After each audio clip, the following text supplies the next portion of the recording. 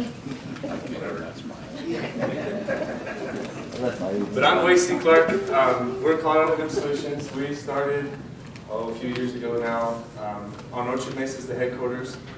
Background in commercial landscape irrigation, oil field, and wildland reclamation, and then farm and ranching. So we grew up here in Fruta, and then we moved the ranching and farming stuff predominantly to Delta County when I was in high school, and then have grown hay. Yep. Oh, there we go. Yeah, we've grown, predominantly cow-calf stuff, so hay, pasture, but also corn and the beginnings of row crop stuff. And then as part of landscape irrigation, we had tree fields. So kind of been involved in ag my entire life. And in 2015, when the industrial hemp industry was being, the first year that was actually commercialized, that was when we started kind of our market research and building our business plan. And in 2016 is when we started our business. And then 17, second crop, 18, kind of hopefully got our stuff more together.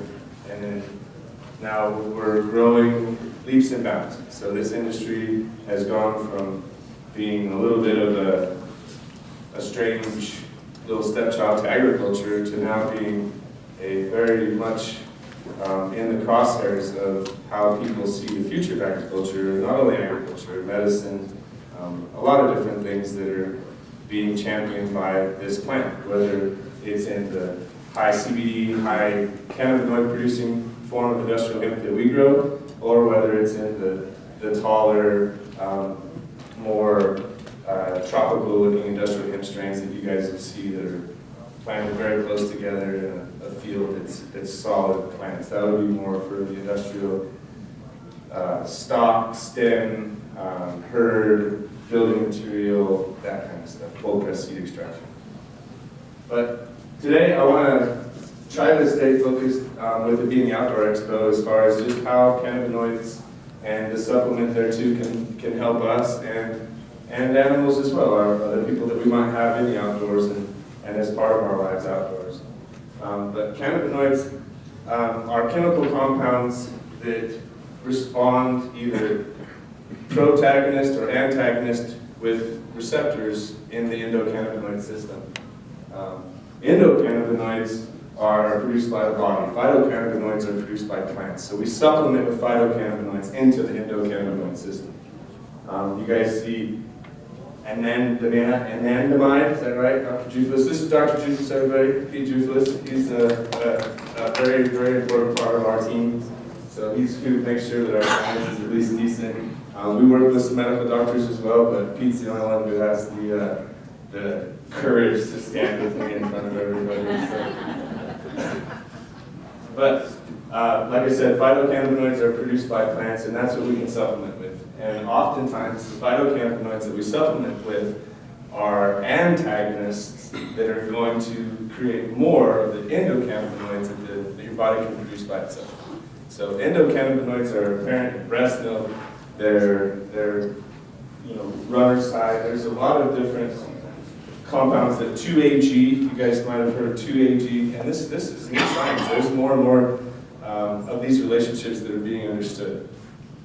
But the two forms of receptors that we currently are going with now, the CB1 and CB2 receptors, basically CB1, think about the brain, CB2, think about the liver and other organs. That's not entirely completely true, but it's easy to think about that. When you start bringing in mitochondria and you start bringing in it can get really confusing as far as how many different receptors can accept cannabinoids. But for now, let's think of it CB1, CB2. We do industrial hemp-derived cannabinoids.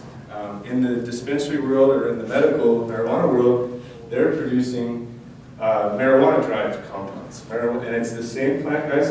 It is just that we are beholden to under 0.3% THC no matter what. So we have to use strains, use varieties that are going to not have the ability to produce more than 0.3% THC. You can still derive these cannabinoids out of plants that are going to produce above that, but that's where the government steps in, and that's a separate form of cannabis farming. So they're restricted to one plant, that seed to sale, that plant has to be tracked throughout its life. Ours is, we are registered by the ground, by the acreage, or by the greenhouse, the indoor facility, the square footage. And then we have to have, we still have to test through the process, but we don't have to test each individual plant, doesn't have to be in the chain of command, in the holding on from that RFID tag on that one plant. We'll have an RFID tag per sample that we send in. We're regulated by the Colorado Department of Agriculture. As soon as the plant is harvested, dried, and into the production as far as going into food or additives, then it's transferred from the Colorado Department of Agriculture's regulation to the Colorado Department of Public Health and Environment. So anybody that's making any kind of end products in the industrial hemp world needs to be a manufactured food establishment. So you are regulated by the CDPHE and you have your commercial food manufacturing license. But like I'm saying, so we can grow a whole bunch of plants and do it relatively inefficient or not as expensively. We can do it for a better value because we don't have to be tied to that RFID tag per plant. So we can extract whole fields on one license and add a lot more value. We signed, for 2 years now, we've been part of the metric testing conglomerate, or whatever you want to call it. That's the Marijuana Enforcement Testing and Regulatory Committee. We don't have to be, as part of the industrial hemp business, we don't have to be a part of that regulation. We choose to be because that currently is the highest standard in the lab as far as efficacy in their testing protocol. Those labs, they don't test anything but cannabis plants, and on the hemp side of things, the metric hemp lab doesn't test any marijuana. So it's only industrial hemp through those machines. We'll talk a lot about the difference between single molecule or full spectrum cannabinoid supplementation. And there's a huge difference in the science behind them, but full spectrum is those plant extracts where we don't chemically isolate the CBD molecule.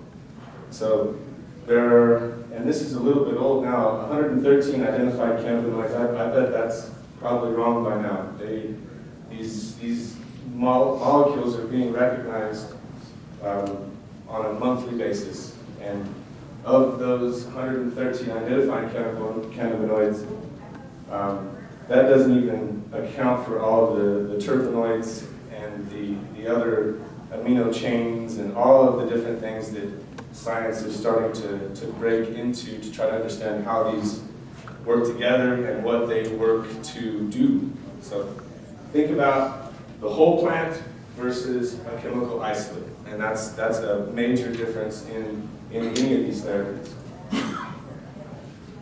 Just real quick, CBD cannabidiol it's the predominant cannabinoid of industrial hemp and weed growth. In the next few years, there's going to be strains that CBG or CBN or even CBC will be the dominant cannabinoid, and that's going to be through plant breeding and through the mapping of the genomes in these strains. So they're actively working in labs and in farms and in controlled scenarios to try to alter the different levels of these different cannabinoids within the varieties.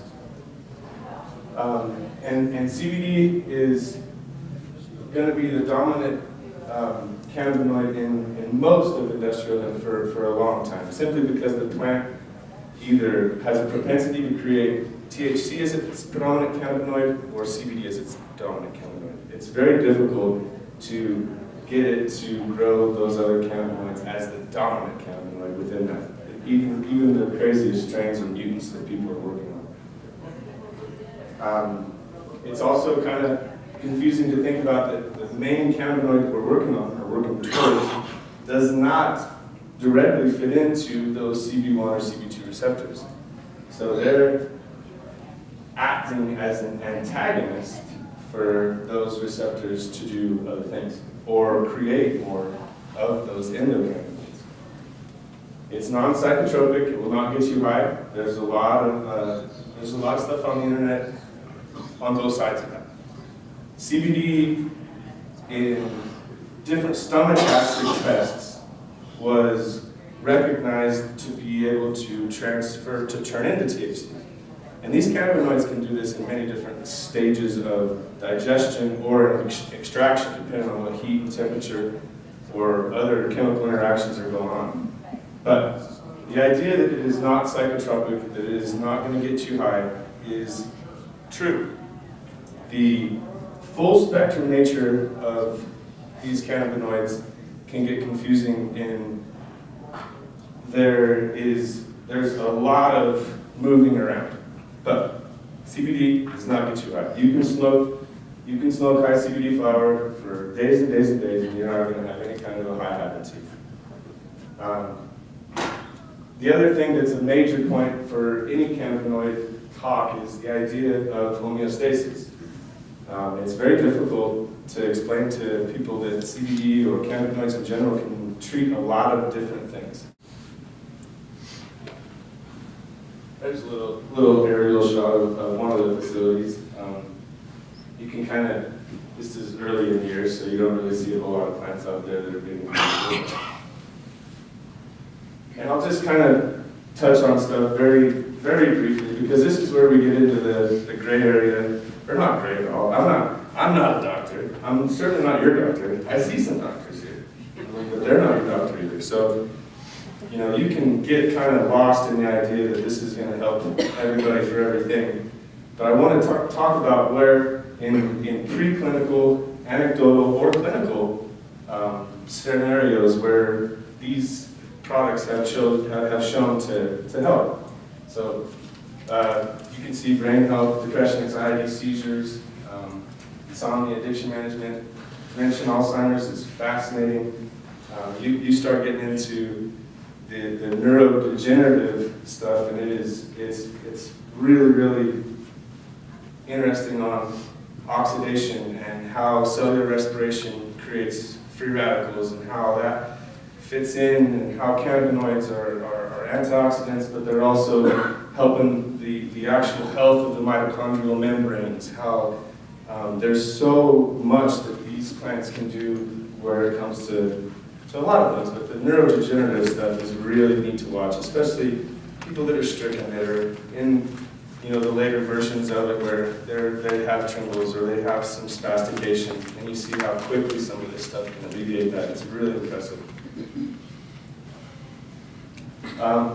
Cardiovascular health, circulatory problems are a big thing in customers that use our products. A lot of that is poor circulation in their extremities. The heart conditions and the blood pressure stuff is fascinating. The first time that we had an anecdotal story about that was a gentleman was treating his joints, and then slowly was seeing his blood pressure become more in where it needed to be. Again, looking for one thing and finding something else that it fit into. And the diabetic research is mounting too, on how these molecules can basically help you digest different stuff differently. So, digestion, another Crohn's disease and irritable bowel syndrome are some of the actual clinicals. There's clinicals there in that area. And then at the end of this, I'll have a slide up that'll show some good resources to where you don't have to just trust Mr. Google. We can definitely dig into some of these. There's not a lot of clinical studies out there yet. Funding is just in the last year been exponentially more available, including federal and international sources. So up until this point, it was difficult unless you had the GW Pharmaceuticals, for instance. I think that they had $100 million cash money that went into their process of getting Epidiolex through the orphan drug program with the FDA. There's not a lot of university studies or anything like that that's going to have that kind of power behind it, but it's coming. And where GW needed 100 million, some of these smart kids, they only need 1 million, you know, and so they'll get 100 studies out of that, not just one. But digestion, go ahead, P, we can. Respiratory health, this is where a lot of the respiratory health stuff that's coming is in those terpenes and those flavonoids. Asthma, inhalers that are basically built from the compounds that this plant makes to make sure that it's not a target for animals to eat it. Other terpenes that have shown the ability for plants to fight off fungus and how that correlates to respiratory problems. But some really neat stuff coming in regards to asthma. And then muscular and skeletal health as it pertains to the outdoor world, and as we think about being active outdoorsmen and women, this is kind of where our biggest amount of customers are looking for anti-inflammation. And it's not low-hanging fruit, but for CBD and for the products that we make, they're very effective in fighting inflammation. In not just the topical form too. A lot of people will start with the topical formulations to a specific joint, and then before long they'll start doing a whole body supplementation program, working on anti-inflammation all the way through. Side effects. This is an important thing to talk about because people CBD will be touted as not having any side effects, and it's true. There's not a point at which you're going to OD and die or anything like that. But there are some major enzyme pathway issues that can happen if we're not being completely open with our medical providers. This plant can produce molecules that will change how your other prescriptions, how your other pharmacology is going to work. It will make some stuff more effective, some stuff less effective. And there's a growing list of those interactions that are understood, but there's also a lot of those interactions that are not going to be as understood. So it's difficult to be really honest with your health provider when you're trying to start what isn't a completely understood supplementation program. From a medical community standpoint, it's still experimental. It's not something that they have had to go to a conference in Orlando and talk about for 4 or 5 days in a row. I mean, it's certainly starting to enter into those spaces, but it's going to be a while before you can say, okay, doc, I want to know how many milligrams that I need to be on per day. Now, sometimes an easier question is, I am considering using a full spectrum industrial hemp derived sublingual. It's a 1,000 milligram tincture, and I'm thinking I'm going to take about 25 milligrams a day. Is that going to affect my blood pressure medicine? Or is this something that needs to be, do we need to watch the dosage of my, whatever? And in that way, to where you're not saying, should I do this? Then that medical provider can have a little bit more ability to be a doctor and not have to be covered his or her rear end, as opposed to how the laws are currently written. And super important. I know that nobody is gonna just go buy some nasty stuff and put it in your body, but you'd be amazed at how well labeled some of the nasty stuff is. What predominantly, let's say 80–90% of the products in the industrial and derived cannabinoid world are created by a branding company or a marketing, starting from a marketing side of things. They will source their raws, just like if you were to come up with a new sunscreen and you went to the capstone factory in Salt Lake and you're like, okay, I want to have an SPF 30 and I want to have this much of this, and then you guys, you just build it, you guys know what you're doing, build it up. I want to have a 4 ounce, an 8 ounce, and a 16 ounce. I want to have it in 2 different, flavors or whatever, and I want to be able to launch in 6 months. So they have their little list of things to gather up. When you enter into the open marketplace on these extracts, it's very difficult. It's very difficult even for a very responsible company to even know where to start. They know that if they go to this company, they're going to have certified organic coconut oil, and their COA shows it, and they know that that coconut oil came from this country, and this is about what its expiration date, and so on and so forth. On the cannabinoid oil, oftentimes they're going to be sourcing from many different companies, many different fields, depending on who had what available at that time. They're going to try to homogenize batches that potentially could be extracted from multiple different modalities. It's not in an advanced state right now. So, how do I trust a CBD product or a cannabinoid product? It is the very first thing that you have to demand is that there's testing involved. Batch testing, third-party testing that's provided on some form of website or some form of flyer that says that what is on the label is what's inside the bottle. And in a perfect world, not just that bottle, but what was the oil source, the actual extract that went in there. What does it look like? At CHS, we have accountability all the way back to the field. So I know, for instance, the soft gels that you guys might be purchasing out there, that came this year off of Dr. Jufus's 4-acre field at 2273 K. The Fido line, almost the entire Fido line is coming out of the Archie family fields out in Mac, Colorado. And then, furthermore, we offer that to our consumers in the wholesale world. So if a company's coming, for instance, there's a group in New York that's working on a sleep aid, and they need to have a high enough CBN level that they can claim that this is going to help you sleep more than a normal cannabinoid extract. Well, we have to find, when we provide that flower, there's only so much of it. That's from that exact field in that exact place for that year. As soon as that's gone, as soon as that formulation turns to another field, it's going to be like going from Merlot to Cab Sauv, and it's that much different. So it's very difficult when you're, from a consumer standpoint, looking up, well, how do I make sure it's going to work all the same?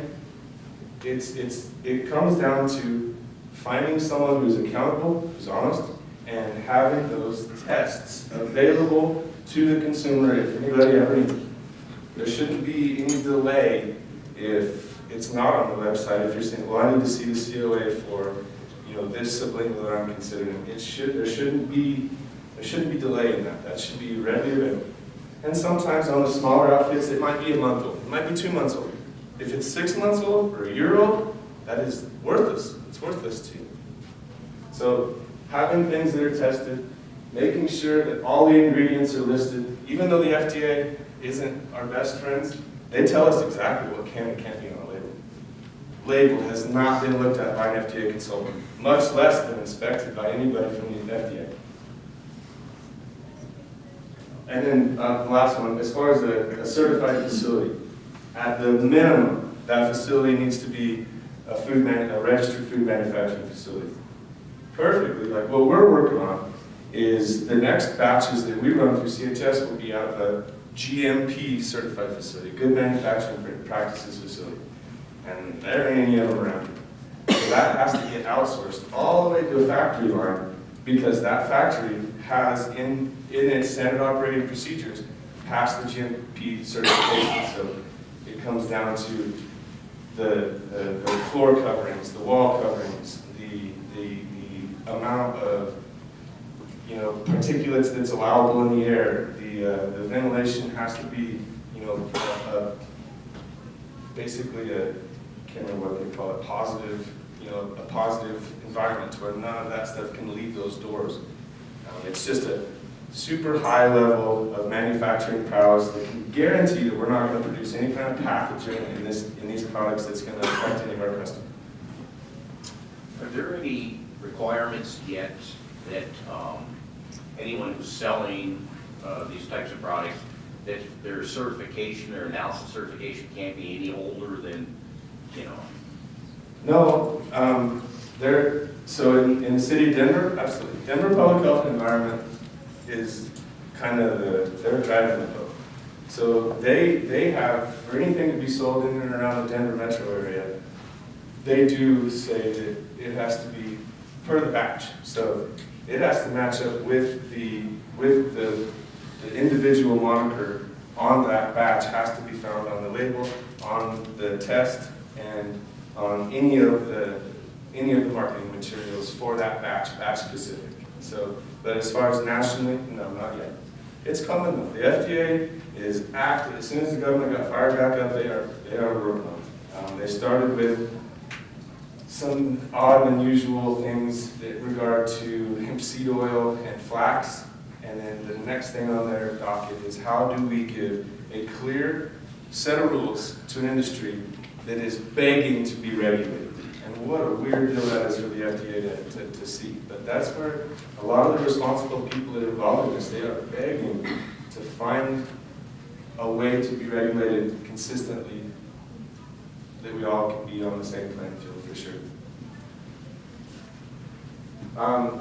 So I know I've been talking about it, but that's the way that we handle that accountability is we grow everything. We have a system of numbers on the bags that, so we can, even if it's all in one room, we can still go through and tell, okay, that is the 9th bag that came off of the tree field lot, or this is the 75th bag off of the RP lot. And then those then are into the extractor and protected in a document. This much went here this day. As it's being extracted, each bag that's gone through is that same moniker is on the jar of the first crude extract. As we switch to bags, we switch jars. There's some jars that are only half full because it is that important to make sure that we understand where all this stuff is coming from. And then it's homogenized. So we do 37-liter homogenized batches. And then that then is carried forward into the product lines. Those are formulated, sent to testing before they get bottled. So they're tested as the first extract. We do the dilutions with the other ingredients. It's tested again. And then it goes, gets bottled, gets put into the packages, and then we let those have a 1-year expiration date. And we don't have to do that. This stuff isn't going to go rancid. But as long as we keep it in 1 year, our FDA consultant is saying that in addition to recommending that it's kept in the refrigerator, by doing that, we can pretty much nip botulism in the bud. Do all these tight specifications that you guys follow, does that also translate into a more expensive product? Absolutely, it's going to be more expensive to have to do all that stuff, for sure. We are a little insulated because we're a hemp farm, so we can still slide under there and be value-minded.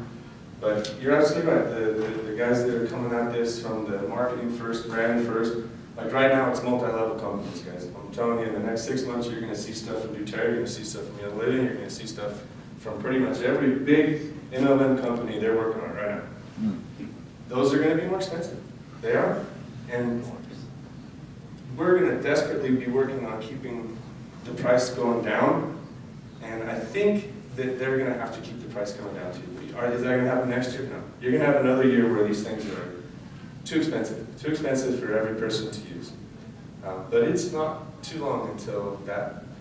And the way that we're working on that is the milligram plan, meaning that every step, whether it's from the seed all the way to the marketing guy determining what the label is going to look like, there's all of these steps that we can add new technology in, that we can add new processes in, that we can add efficiency in, that's going to slowly but surely drive the price of the milligram of CBD down to where we start getting this into big, widely distributed products. And supply and demand. Right now, there is not enough CBD out there to be able to get into a truly nationally or internationally distributed product. There is, if Coca-Cola decided to do 100 milligrams in just one of their beverage lines and distribute that through their distribution network, it would exhaust the world's CBD supply in 1 year. And that's just one.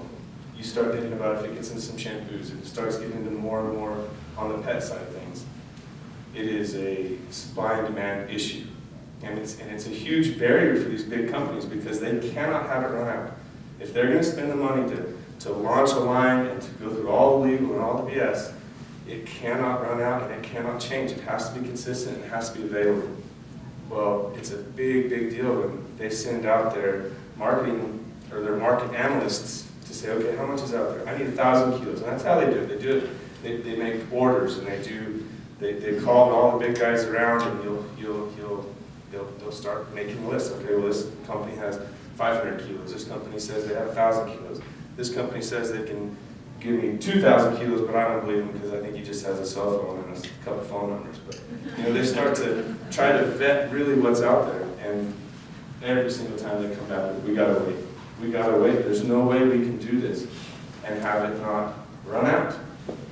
So a little bit of a chicken and egg thing, but now we're working on big dryers. Right now the bottleneck is in the harvest. To be able to dry this stuff and to get it processed quickly enough to maintain its safety that's the bottleneck. Doing this stuff traditionally in big drying areas and hanging it and turning the air on is just not going to cut it when we talk about 4,000 or 5,000 to 6,000 pounds of wet material per acre, sometimes more than that, that's coming in, and you have 10 days to harvest each field. You have 15, 20 fields. You have 200 days of harvest that you got to stuff into a 25-day window.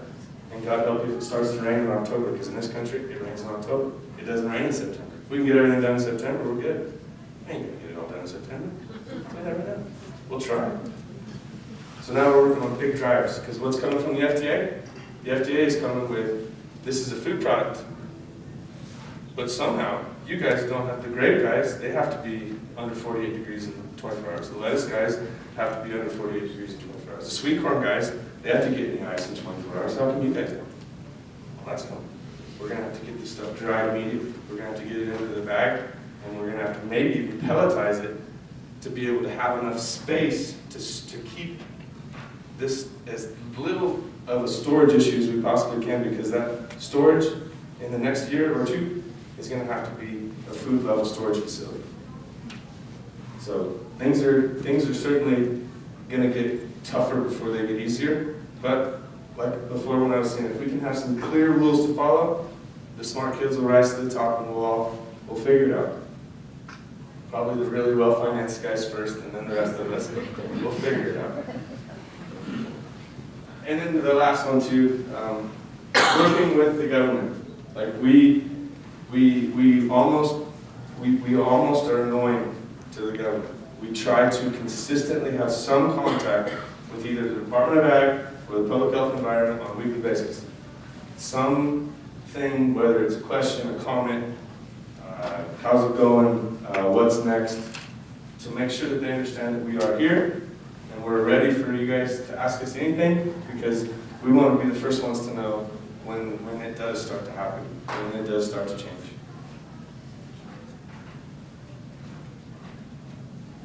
So this is a good one to take a picture of.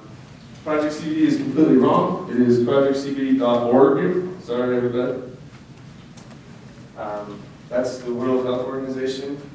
There's fascinating stuff. You start getting into the international research of this plant. In 1970, the Marijuana Act in the United States of America made it really tough to study this plant. The rest of the world didn't stop. So if you guys are really wanting to go down the wormhole, the Israelis have been championing this stuff for ages. There's greenhouses named after children that have been saved from childhood cancers, and they've donated a greenhouse after it. Donated a strain after it. Tikkun Olam is a company that started in the 70s, and their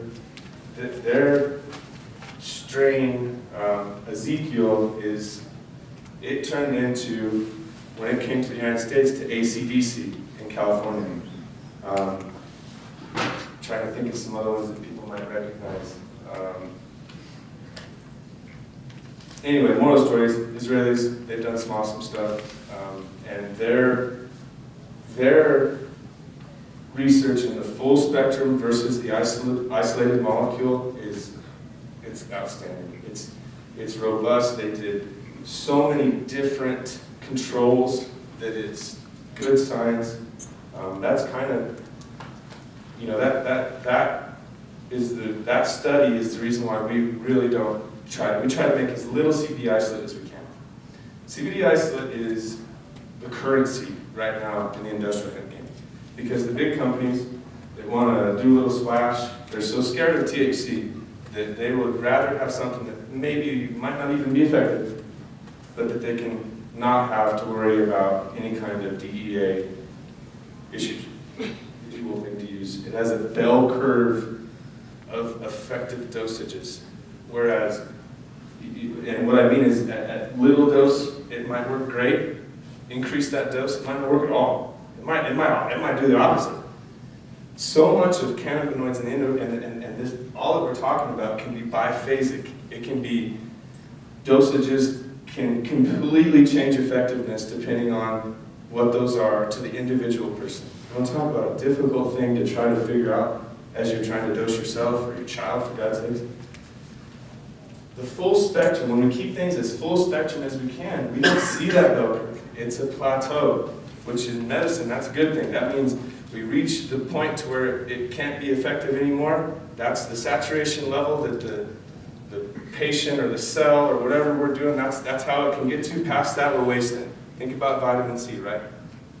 Well, when you have a bell curve, that starts scaring the crap out of smart kids because, oh good. So you're telling me at 100 milligrams we were doing this, and at 200 milligrams now we have lost all of our effectiveness? The isolated CBD molecule is a very difficult thing to deal with. Full spectrum supplements, we don't have to be near specific. We can try to be value minded. We don't want to waste money, but we also don't have to worry about losing our effectiveness in general. So the Israelis, tikkun olam. I'm sorry, I have four Dr. Denise Norton, by the way, everybody. I have 4 questions, so sorry, but since CBD oil is now legal in all 50 states, are you shipping across state lines? We ship compliant CBD oil across state lines. Okay. So these first extracts, the first run crudes that come out of these plants are going to have very similar ratios that plant did when it was alive. So if that plant was a 15% CBD and 0.3% THC, that's a 45-to-1 ratio. Now we take and we extract that and concentrate that. Now we're going to have 75% CBD. Well, that 0.3% THC is not going to stay at 0.3, right? It's going to come up too. So these first extracts are wildly out of compliance. Now, if they're over 4 or 5%, they become worthless because we can't even dilute those down. Those are what turn into isolate. Those are what get shipped to the labs and taken through pentane baths and really nasty chemical stuff. I mean, like Breaking Bad stuff, to where when they're done, they drop that glass and it breaks, and that's CBD isolate powder. It's a totally different looking thing than the crude oil that comes out. You smell it, and it smells like dirt and cannabis. I would much rather have my cannabis extract smell like dirt and cannabis than a meth lab, and that's the difference. But to your point, those 2% or 3% extracts will dilute down and then ship those. Once we reach the 0.3% compliance, we'll ship those across the state and internationally too. Okay. And can you talk about avocado oil in dogs? Only to my knowledge level. I mean, Well, that's what I'm asking. so we make 2 different carrier oils that we use. We use avocado oil and coconut oil as a preferential thing in our human line. Our animal line, we use MCT coconut oil predominantly. And Dr. Norton's asking about avocado oil in dogs, because if you go on the old interweb, there's a lot of stories of avocado oil being very bad for us. All I can say is that for my dogs personally, they get whatever, either an avocado or coconut oil bottle, that the label was messed up. And I have never had any of the dogs had any issues with the avocado oils. And then random drug testing for employees that are actually buying your products. Do you have any idea of what they would come up positive on a test for THC? Absolutely, and I wish I could sit here and tell you that we've never had anybody test hot. We have had people test hot on our full spectrum under 0.3% THC products. Certain certain drug tests are really, really good drug tests. The 9-panel that most of the oil field guys are using right now is an FBI son of a gun. I mean, when you're saying you can't have more than 15 parts per million of THC, and you're using a product that has 0.3% THC up to, and like, for instance, specifics, the Phyto 1500 line, the last batch was 0.23 is what it came back at. So, I mean, we're not at 0.3, but there's damn sure some THC in it. And it's wild that we're talking about percentages of percentages, but we are. But when a drug screen has a 15 parts per million parameter on it, I can't promise that you're not going to test hot on these full spectrum products. That's where a lot of guys, they'll find relief, and then they'll pop. And for any of you that have had that happen, it's not like you fire. So here's a specific example of a 70-year-old cowboy guy who has horrible joint stuff going on, and he's been using our products for 2 years. Test hot on a CDL deal, so he's in a drug class so he can get a CDL back. The good part about what's happening now is there's a law that's on the, I don't know if it's in action or if it's called Kate's Law. And a young lady, gainfully employed, good job. I think she's a single mother, don't quote me on it, but she popped off, just like we're talking. Never has used any marijuana products in her life, never has used anything for recreational gain. And she said, any lawyer want to take this? And here they come, pro bono guys came, good lawyer evidently. And I guess they're going to start championing that through and try to figure out how can we change employment laws to, because not only this, think about the fact that it's completely legal in the state of Colorado. At what point is some really high-powered guy going to get fired and be like, you know what, this is BS, this is legal, And then he's going to sue somebody. So I think it's a matter of time, but right now, I would be lying to you if I said it was impossible. Is that the same with the isolate as well? No, yes, in science, in the practicality of it, you're way less likely to test positive for CBD isolate material. But you can still, because of how those molecules can change depending on what level of digestion you get your UA, And then the hair follicle testing stuff, I don't know where to start with that. I don't know. I have no idea. Never had to do that. Can you speak to the different milligram concentrations of oil and why there are so many, as well as the half-life and how long it stays in your system? How often you should be taking it? Is that affected by the concentration? Yeah. So different dosages because of how many different body styles, types, ages, people there are. It's a very individual kind of a supplement. I think it'd be similar to people that use other herbal treatments. Some people can have just a little bit of ginkgo, and some people need a lot of ginkgo. The different ginsengs, the different Eastern medicines, you'll see very wildly different dosages for different individuals. 500,000, 1,500, and 2,000 seem to be what the industry is kind of going to. And then those are in the tinctures to where you can use the pipette and have individual dosing.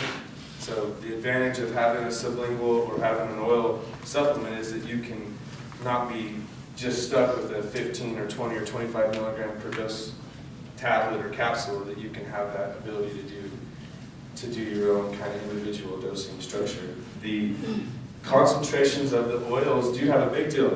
So Some outfits on the full spectrum side of things, they can't offer more than about 700 milligram CBD moniker because the oils that they're using, their ratios aren't there. So maybe their ratios might only be a 15 or a 20 to 1, which is still on a 5% flower, that's still a compliant flower. But that oil is going to maintain those ratios. So that flower becomes much less valuable because of what you can make from it. You'll see most of those go into topicals because through the dermis, you're not going to have near the chances of having a psychoactive moment. Dosing. How, there's several, just look at this room. We're all different sizes, shapes. Who figures out how much of the product the actual individual needs? I mean, I've got some serious issues with myself. I've got arthritis in my spine, just been diagnosed with possible bone cancer. How much are you supposed to take? Who decides that? Well, in a perfect world, we would be able to talk to a doctor too. So it would be a combination of anecdotal results on what we've seen or what other CBD companies have seen. But most importantly, if we could bring in the medical provider, you can start somewhere and monitor to see if you need to go further. For the arthritis, for the musculoskeletal stuff, you'll see dosages range from 15 to 100 milligrams per day, that big of a range. Find somewhere in the middle, start there, see how she's doing. On the cancer treatment stuff is where I have to be very careful about what I talk about. Because certain oncologists they're cowboys. I mean, they'll try a lot of stuff.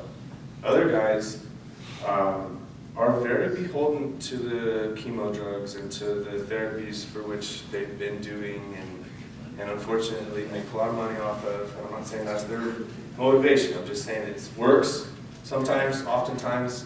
If it doesn't work, they know how it doesn't work. They're upfront from the beginning. They try to convince you that everybody's going to die, and if you don't, you did good. But there's certain ones that are not afraid. Dr. Judas' brother-in-law was receiving a very high amount through his feeding tube towards the end of his life. And did he kill his cancer? No, he died of it. But did he get off opioids at the end? He did. He didn't have no clouds at the end. He didn't have, and sometimes it's not so much about, being cancer-free. Sometimes it's about choosing how the heck you get to go. And that's not just cancer-specific, guys. That's, Dr. Norton is, she's an angel in that she deals with the end of dogs' lives and helps people understand what's happening and helps those animals live the best they can for as long as they can. Means of extraction happen, but to the audience here, could you just explain the major ways that they're extracted and why your product is superior? Sure. No, there's a lot of different methods to extract the cannabinoids out of the flower. Kind of think of them in three different areas. You have the hydrocarbon extraction, which is using butane, propane, the anes. You have carbon dioxide, you have CO2 path, and then you have ethanol or isopropyl alcohol path. And all of those are the solvents for which you're using to pull those oil-soluble molecules, the cannabinoids, out of the plant, which is built on water. So all three of which can be done in a clean way. I want to make sure that everyone understands that every one of those, when done properly, can produce an extract that is free of residual solvents, microbial contaminants, or heavy metals. Those are the tests, and that's part of where we're going, is no matter what mode we're using, the themes of making sure that we have a pesticide test, a free, zero, pass, 100%, no pesticides, no heavy metals. Where do heavy metals come from? They come from the ground. People think that that's like a contaminant, that's like somebody just walked by and sprinkled some arsenic on your hemp flower. And we have to worry about it, guys. Think about it. What came here? We had the uranium world. We got miltannins. We've got heavy metals. You go to nuclear, go start digging around a little bit. You'd be amazed. So you have pesticides, you have microbial contaminants as well.